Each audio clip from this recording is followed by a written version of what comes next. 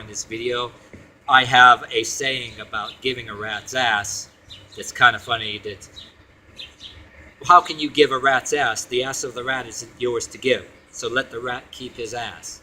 Or you can pick up a rat in tandem to somebody else's ass first, and yes, you're giving a rat's ass. And if the other person wants to accept the rat ass first, to give a rat's ass, you're sort of offering up the rat's ass, and it's up to the other person if he wants to accept.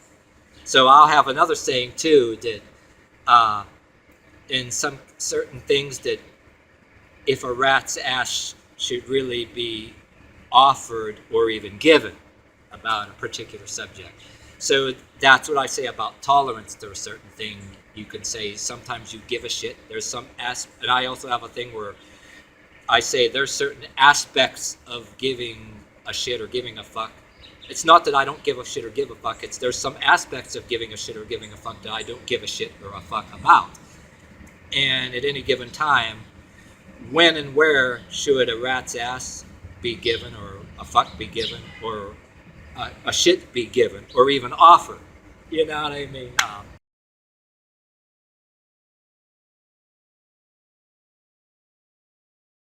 Alright, what's up, you guys? Time for another video, and this is one of these things I preach about, that it's one of those things that some TV preachers will preach about, but they have to use certain other words, like say if you're in a church, like say if you're a decent person in some kind of decent church, and I'm not making fun of all religion. My point here is that the reason why, you know, some of us have chose a mixture of Christianity and neo-occultism, kind of like occultism, is for awareness of human nature, not to worship no devils, but we recognize evil out there and how it shapes some of our beliefs. One of these examples here is certain kind of things that even the TV preacher and the preacher in the church, and you know, this kind of bullshit is out there. And yeah, there is a very discreet biblical way to talk about it. It's usually, they'll usually use a type of words like fornication or something. And that words like that would kind of cover all of these behaviors, if you will. You know, unlike other kind of people, like maybe me or you, maybe you had friends that are both black and white and have some kind of moral scruples, and we could swear like ghetto sailors or whatever, talking about this stuff and saying why it's wrong. That you can actually, outside of a church, even be swearing and saying how this shit is wrong, you know. For example, even though, yeah, maybe you're a straight male like any other person, but you don't believe in this bullshit, you know. You're a teenager in high school, you had to be next to idiots like that, probably because their fathers or whatever taught them that crap. But anyway, yeah, you get older, you work in workplaces, right? And you know how you'll occasionally you'll be working next to some perverted alcoholic creep, you know, the alcoholic pervert creep culture. And there used to be a time back when, I don't know, church was more prevalent, I think, you know, and religion was more prevalent. Rock and roll was, and stuff was barely gotten started. It was frowned upon. Everybody went to some Baptist church, and anybody who acted like us, it was frowned upon, and people had to act like us on a sly. Like, for example, if they were a perverted alcoholic creep. And now the alcoholic creep culture has gotten more prevalent out there in the world. I'm just giving you a ballpark time era where it used to be frowned upon and people had to act like it on the sly. But in the past so many, I don't know, so many decades or century or whatever, within the century, people don't even try to hide it anymore. And matter of fact, if you're working next to one of these people in a workplace, they admit to what they are. They want to validate it, normalize it. They announce it to, say, you. Try to belittle you for not being that way, right? Have the gall to do that. And they'll maybe call you the word that rhymes with maggot, the gay slur word that rhymes with maggot if you're not in with it. They did that in high school, too, because their fathers teach you that, right? teach them that. And some of them are married people too, and they're not even shy about getting in conversations with other people in the workplaces and warehouses, saying, "Oh, this marriage didn't work. This marriage didn't work," and all the girlfriends they had before or during and after that, where they had kids all over the damn place and they're dodging child support. And occasionally you get some of these people, they're not working at that place anymore for that very reason. Oh, and then as a teenager, you've heard the gossip about so-and-so, this dude. Well, this chick is just as bad, the bar hoe. Gotta wonder, guys like this, if sometimes their wife that they're being cheated, the wife who they cheat on is either a victim, or the wives that are girlfriends are just as damn bad. But when you were a young kid, you used to hear the gossip, so-and-so. This woman's bar trash, this dude's always... Kids all over the damn place. But you get these ones out there, I talk about, bragging about, trying to pry for information, and you try to change the subject. About how many times asking you how many times you get laid, or did you get some of that, use the word pussy willows without the word willows attached to it. And when they make it very clear that they want to befriend people who are just like them, and that they want to validate the behavior. They don't try to hide it anymore like people did it in bygone eras. You know what I mean? Well, you can even argue farther back, too. You had some people, it was looked down upon and shamed, but then they act a certain kind of way on the sly. But anyway, now right now it's like people try to validate it, they want to validate it, and then they want to feel validated, and they don't want to be the only lone creep, okay? They don't want to be the only creep in a world that's looked down upon. So some of these people befriend each other and everything else, and maybe you get one here and there, and they don't got nobody else that they can get together with, like in high school, like a few people like they did in high school, to call you the nerd, the word that rhymes with maggot, because you don't brag about that. Maybe you got a couple people at work, maybe they gang up on you and try to say that, but you don't got to be near about them all the time. You don't got to be around them all the time. So, overgrown man-child. Occasionally, they're in and out of relationships and marriages, and literally, like a man-child, move back in and out of their parents, or their lifestyle, they live the bare minimum, whether it's apartment or trailer or whatever. You can see what their house probably looks like.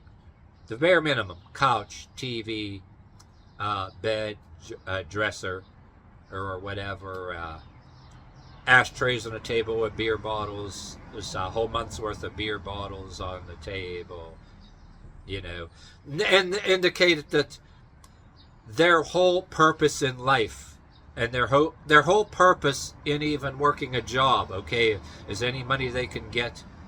Complain about paying taxes and paying bills, but their whole goal in having money and having a job is literally to get laid and to go out to the bar, and whether they're married or not, or whether they have these different girlfriends on and off, their whole lifestyle is that. And you'll get guys like this, they want to invite you to go to a bar, and of course you decline because, oh yeah, you have other things to do that you want to do. And they'll overhear the conversations you have with the better people at work too. Try to make fun of that, you know what I mean? Jealous of what you got. Not that you brag about what you got, or whatever that's better, or whatever, but like I said, they do the bare minimum. Their whole lifestyle revolves around that. They got nothing. And when people like us try to invite you to go to a bar, they're practically telling you they spend all their money on booze and cigarettes or whatever, and admit that, yeah, you'd like to, they want to introduce you, help you get laid. And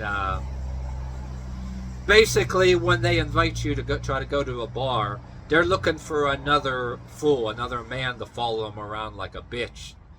So when their money runs out, they have another money source, and you end up practically telling you that, and even when paycheck time comes, they'll even joke, says, yeah, how about you let me help you spend that money? And then you jokingly say, oh, wait a minute, hey, you work the same hours as me, you got the same amount of money, why would I want to do that? And just like, yeah, and a bunch of other jokes, things, comebacks that you'd say to them, all right, but, and you know this because you got occasionally these people in these workplaces, yeah, they go out, these dudes go out in the bar together, and you get the one guy, couple of them, say you get into a small disagreement at work over stupid shit, and you'd have an opportunity, if you will, to say, oh yeah, you're really something. Yeah, you're following so-and-so to the bar like a little, following so-and-so around like a little bitch going to the bar. Yeah, if you get in a fight with one of these people, argue with one of these people, or you get in a fight with one of them and say, yeah, you got so-and-so following you around like a little bitch. But yeah, anyway, my thing is, these kind of people that, you know, back in the day when you're younger, you're a nerd if you don't drink, or a square if you don't drink or smoke or whatever. Or in the dating scene, too, a lot of times, you know, with certain kind of women like that, too, you don't go to the bar or smoke, you know, you have to have women going out there. Some of them, I'm not saying women are worse than men, but there are ones that want free drinks or whatever, and these guys go look for that. It doesn't work. Some of the women are in that lifestyle are no better than the men, and vice versa.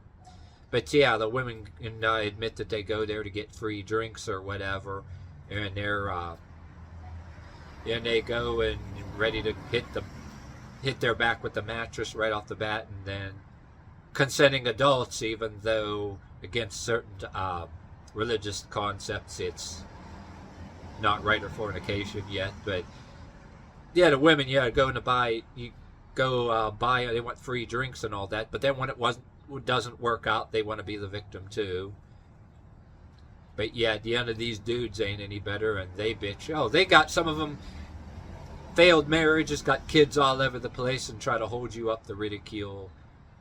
Anyway, if you got this far in this video, there's a lot of aspects that the preacher tells you. You're not against the preacher. You agree with the preacher. You 100% agree with some of the preachers on a lot of the stuff, or somebody right in a church. But there's a lot of aspects of it that you can't talk about in a church. So the preacher or the church person would categorize it under a biblical word, the stuff that you're not supposed to do, like fornication. There's a few other words I like to bring up, I can't think of right now, that you can't talk about this kind of stuff. They'll bring up Sodom and Gomorrah, how the world got so sexually wicked that it had to be destroyed. You know, Sodom and Gomorrah become a metaphor and all that. And, but, you know, there's a few words, I can't think of them all, other than fornication, a few other ones, and a few metaphoric words that the Bible, people use the Bible. They categorize it under a few of those words, because even to preach about it, if you were a preacher, it's hard to talk about and say it's a sin unless you categorize it under one of them more discreet words. But yet, if you have some friend that you worked with, or outside or inside of work or outside of work, that's either black or white, that has the same moral scruples as you, that's against a lot of that shit, that both of you swear and know the difference, that the stuff is evil, you and that person, that other dude, can actually have a conversation about this better than some of the preachers. Not that you want to put down every single preacher, you know what I'm saying, if you got this far. I mean, and you know, some of the church would be against the way you talk about it, and you're not hating on them per se, but I'm just saying that there is a way they say is wrong to talk about it. You can't talk about it in a church, and definitely not in front of no kids that are in the church, because there's kids there. Not in front of kids inside or outside of church. But I regard it as a lesser evil that maybe certain people can have a conversation about it, why it's bullshit and why the stuff is evil and why it'll spread diseases and why, you know, literally if you even want to talk about the apocalypse and take it further than that, you know what I mean, how people can start some kind of disease where it can kill so many people off, that can be so contagious that even people that didn't even engage in that behavior just from breathing their air can happen. And on top of that, and this is just about straight males and straight females, and now you got this far in this video, now you got people with other affectional preferences validating their promiscuity. Yeah, you got to deal with that too, and they want to normalize that too. So get the fuck out of here with you. Kiss my ass with all of that shit. You know what I mean? But there you have it.